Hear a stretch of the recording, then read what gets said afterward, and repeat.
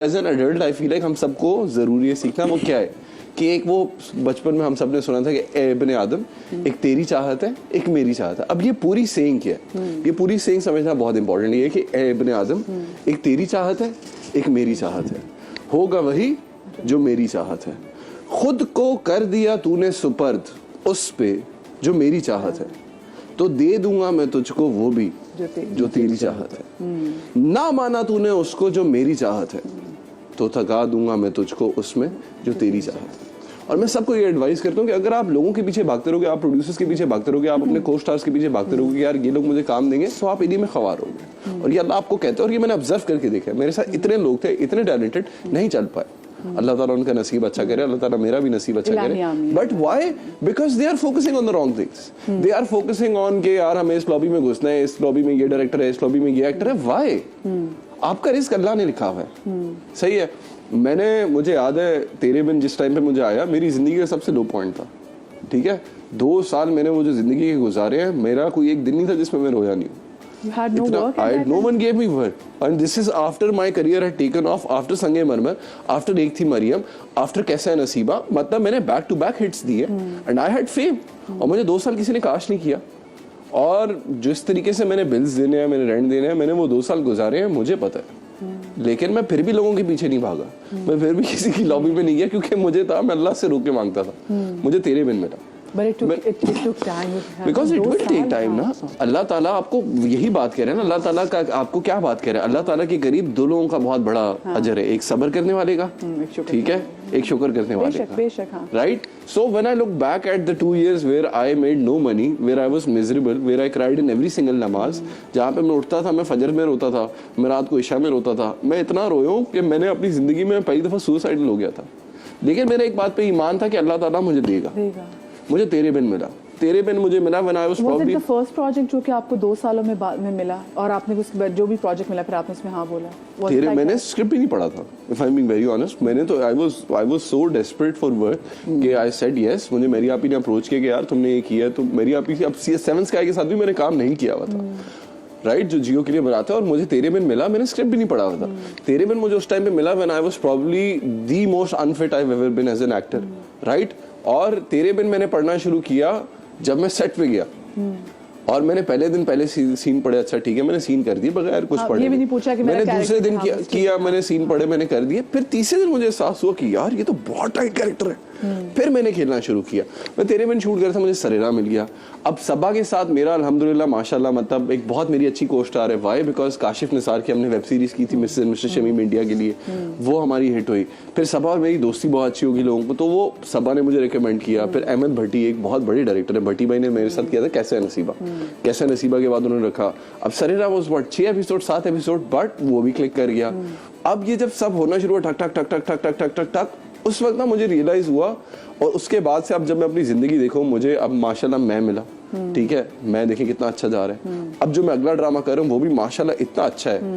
और that is when I realise कि मैं अल्लाह ताला का जितना शुक्र अदा करूं, क्योंकि अगर वो 2 साल मेरी जिंदगी में ना गुजरते तो मैं आज जो इंसान बनूं मैं नहीं बनता। ये जो इसने बात की ना कि मेरे में भी ये बहुत ज्यादा आ गई थी, क्योंकि मेरा देखिए मैं सियाचिन कर रहा था, सियाचिन में मैं हिट था। Theatre as a theatre artist मेरे बारे में पाकिस्तानी मैगजीन्स लिख रहे थे कि this boy is the next big thing, right. Sange Marmar आया, एकदम से बूम हो गया कि यार ये लड़का कौन है। एक थी मरियम आया, वो हो गया, और मैं बस वो होता गया ना कि हाँ।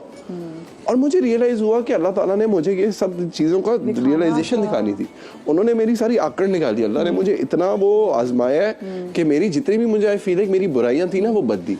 इस टाइम में दोस्त खड़े होते हैं, कोई इंडस्ट्री में आपने फ्रेंड्स बनाए? I've never met friends in the industry।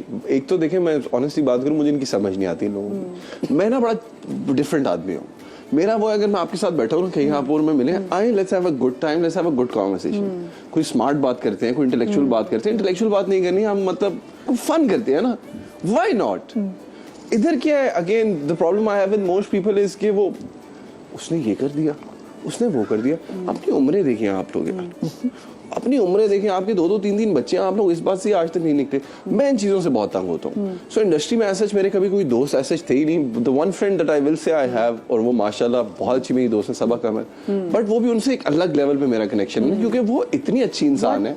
Fine actress वो तो she is, I think she is the queen. वो स्क्रीन पर आती ना तो स्क्रीन सज जाती है। उसके अलावा जितनी वो अच्छी इंसान है, अब आप देखिए ना, अब मैं संगे मरमर के जब सेट पे गया था, मुझे पहली दफा याद है, मैं एक दिन थिएटर करूं, अगले दिन मैं बैठा हूं नुमान एजाज, सानिया सईद, मिकाल जुल्फिकार के साथ, और मैं यूं हुआ हूं कि यार ये क्या है। अब जब मुझे याद है मुझे मिस्टर शमीम मिली, तो पहले अब मुझे ये शौक हुआ कि यार इतना बड़ा डायरेक्टर मुझे क्यों ले रहा है। I remember the day I was supposed to fly to Lahore, मैंने एक रात पहले उन्हें कॉल की कि मेरे से नहीं होगा, आप किसी और को ले लो, और मैं आई वाज लाइक ये, उन्होंने कहा क्या हो गया बॉय, आओ तो सही।